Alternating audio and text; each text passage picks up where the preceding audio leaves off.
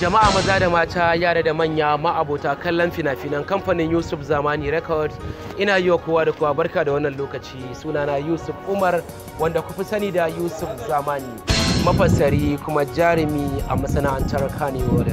So a yau zan yi amfani da wannan damar ce ba don komai ba sai da ne muku bayani akan wannan shahararren shirin da mu daɗe muna tallata muku shi. So bayani na akan shahararren shirin nan namu ne mai suna Lissafi. So wannan shiri za mu fara sakin shi a YouTube channel ɗinmu mai suna Lissafi TV 11 ga watan August shekara ta 2022 insha Allahu Rabbi da misalin karfe 7 na dare. Maza ku garzaya YouTube channel ɗinmu mai suna Lissafi TV, ku yi mana subscribing, ku danna ƙararrawa, ku jira lokacin da za mu fara ɗora shi.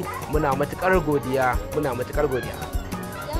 gare ku yan downloading za mu kawo muku faston wannan shiri namu a cikin sassaukar farashi, kuma muna fatan za mu samu cikakken haɗin kai daga gare ku. Ku sai wannan fasta tamu domin hakan muke bukata, shi yasa muka sassauta don ba ma son a ci zarafin al'umma.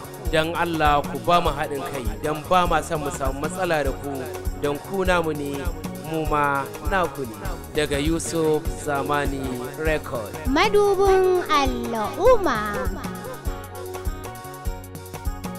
Kowa yake dan Allah dan Annabi kar ku yabe ba komai. Nawa kuke bukata ko nawa kuke bukata ku faɗa min zan ba ku.